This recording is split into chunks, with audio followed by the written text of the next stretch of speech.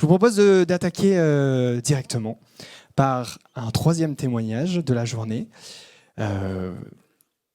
Tout simplement, je voulais aussi vous remercier encore d'être là avec nous. Je vais demander à Effie Nguyen de me rejoindre sur le plateau. On peut l'applaudir, s'il vous plaît.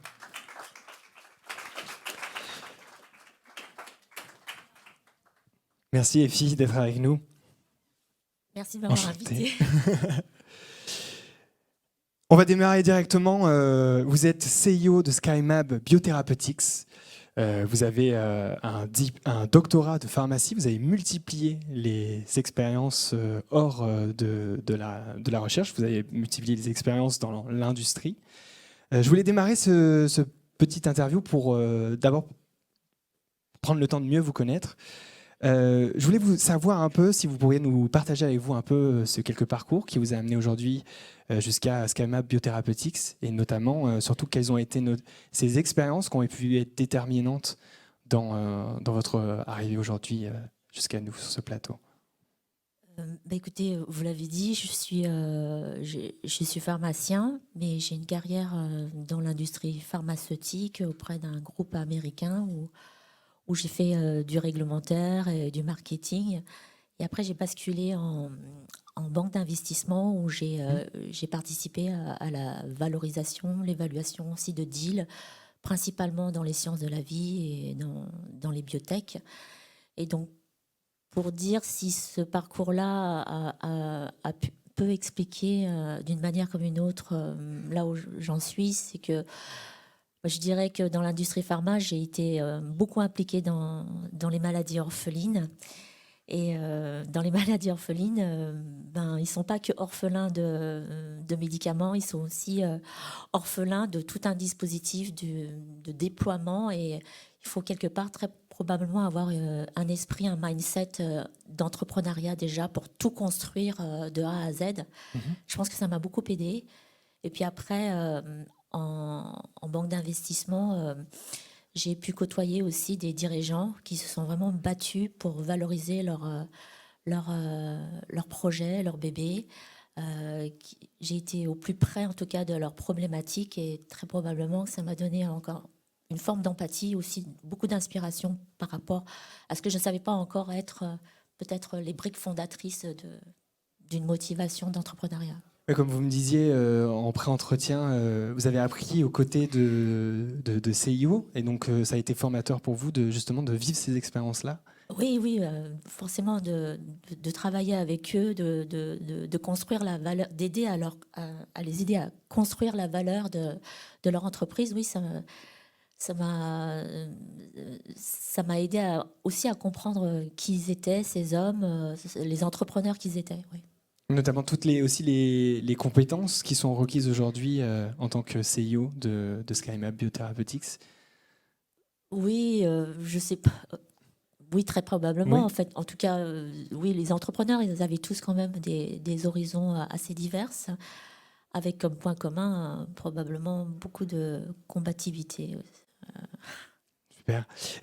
Du coup, vous êtes cofondatrice de SkyMab Biotherapeutics, qui est une spin-off. Oui. Est-ce que vous pourriez juste très brièvement, je suis sûr que beaucoup le savent, mais peut-être qu'on peut reprendre très brièvement, qu'est-ce que c'est une spin-off et que fait SkyMab Biotherapeutics? Oui, alors SkyMab est une spin-off du CEA, qui est le commissariat à l'énergie atomique, qui est un institut de recherche.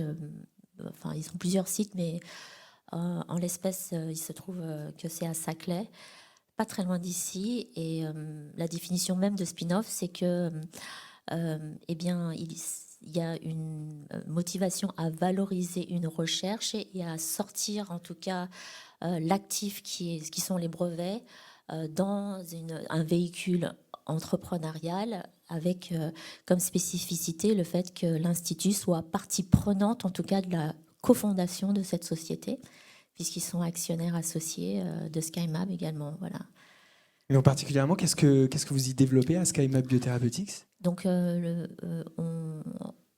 a eu la possibilité d'exploiter par un contrat de licence de brevet et on est positionné sur le développement d'anticorps dirigés contre une très grande famille de cibles qu'on appelle les GPCR et qui permet de proposer des solutions, notamment de traitement par une chimiothérapie extrêmement ciblée, d'une part, et de stimuler la réponse immunitaire, d'autre part. Voilà pour le traitement de tumeurs solides. Donc c'est vraiment un travail de valoriser tout ce qui a été étudié en laboratoire pour vraiment le faire rentrer sur le marché et le rendre beaucoup plus palpable, vivant, c'est ça? Alors en fait, l'idée de la spin-off, c'est vraiment de la paillasse et aller vraiment construire la proposition de valeur par rapport au potentiel scientifique de la molécule, et puis après d'emprunter un chemin qui, somme toute, est relativement standard, qui est celui du développement d'un médicament en fait. D'accord, Voilà. très bien. Et donc, qu'est-ce qui...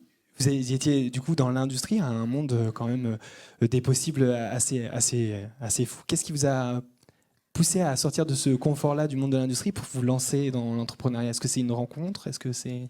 Oui, c'est une rencontre. C'est une rencontre avec le directeur, un des directeurs de la valorisation du CEA, qui est un pharmacien, qui est du réseau et qui, bon an, mal an, m'a mis le pied à l'étrier. Mais c'est assez fortuit, en fait. Je ne peux pas dire que c'était ancré en moi. C'est vraiment des rencontres.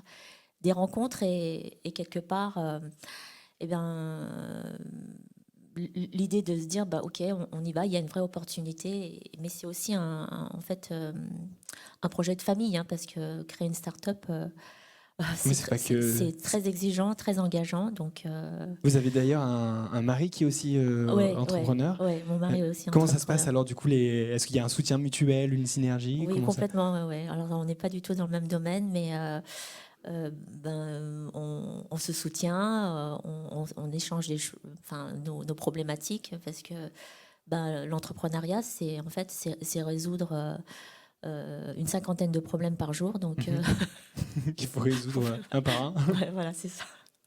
Et est-ce que pour...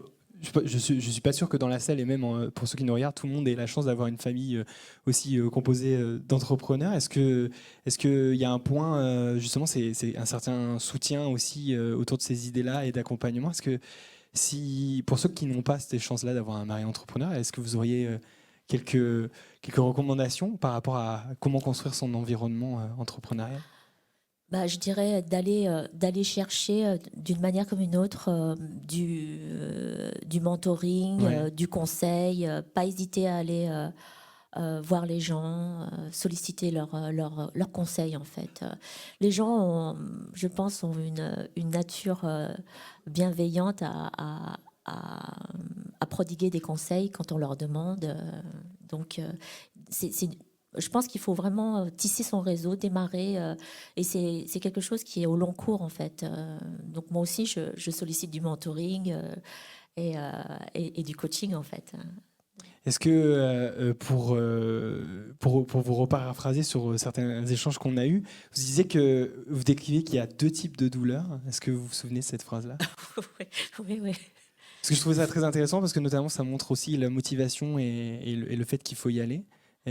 Oui, j'ai pu vous placer ça dans le contexte en disant que c'est vrai que, enfin, je suis pas, enfin là, je témoigne pour l'entrepreneuriat au féminin, mais je suis pas sûre qu'il y ait un genre dans l'entrepreneuriat, si ce n'est que mon témoignage montre que, si pour des jeunes femmes qui pensent que, surtout en biotech, en deep tech, où c'est très encore masculin, en fait, c'est tout à fait possible en fait, et que si ça a du sens et que c'est quand même, ça commence à prendre corps et que ça vous cheville, il faut vraiment y aller. Et pour reprendre, je disais ça parce que oui, il faut pas avoir de regrets. Comme je sais pas qui c'est qui l'avait dit, mais il y a deux types de douleurs dans la vie. C'est la douleur des regrets et la douleur de l'effort. Et la douleur des regrets, elle est prégnante et elle ne quitte plus, Ouais. alors que la douleur de l'effort, elle vous amène à des points d'inflexion qui vous permet de vous accomplir, et pas tant finalement dans la destination et comment dire, et les objectifs, mais plutôt par rapport au chemin que l'on emprunte en fait. Hein. Ouais, pas avoir de regrets, juste se dire Par rapport qu'on à a ça, fait ce ouais. qu'on voulait faire. Ouais. Ouais. Super. Notamment pour tout l'aspect accompagnement, SkyMab a été lauréat de e-Lab, si je ne dis pas de bêtises. Oui. Est-ce que vous pourriez un peu nous dire comment vous avez Quel a été le rôle de eLab dans le lancement de cette spin-off et dans son développement? Le rôle d'eLab a été, en tout cas pour SkyMab, pivotal, puisque c'est un éclairage assez formidable pour une jeune pousse, parce que ça nous a permis de nous crédibiliser, donner une assise en tant que lauréat dans notre secteur, avec une contribution financière, une aide financière qui est déterminante quand on sait que, eh bien, il n'y a pas tant de financement que ça. Même, on était au-delà du Précide. Donc oui, c'est un dispositif qui pour moi est incontournable en fait pour les jeunes pousses. Super. D'ailleurs, je me permets juste de repréciser, eLab, c'est justement un concours qui est ouvert au laboratoire de recherche publique, justement. C'est la volonté, en particulier, de valoriser tous ces travaux de recherche-là, et donc auxquels vous avez pu accéder. Hein. Et c'est aussi un soutien financier, Oui. voilà, et un accompagnement humain. Tout également. à fait, oui. Super. En tout cas, ça nous a permis de recruter aussi des talents, de les retenir, de les garder aussi, pour oui, continuer. Et puis justement à pivoter, quoi. Mais merci beaucoup. Je reprécise aussi pour ceux qui nous regardent et qui sont présents ici qu'il y a un deuxième concours aussi qui s'appelle ePhD et dont celui-là a pour objectif de soutenir la création d'entreprises technologiques et innovantes. Et c'est notamment pour accompagner surtout le lancement et le développement de jeunes startups, et donc qui est ouvert, si je ne dis pas de bêtises, aux doctorantes et doctorants, d'où le nom ePhD. Voilà, comme ça vous avez les infos, n'hésitez plus. Il existe des choses qui vous permettent de vous lancer. En tout cas, Effie, merci beaucoup pour ces quelques mots et le partage de votre expérience et de votre parcours. Avec plaisir.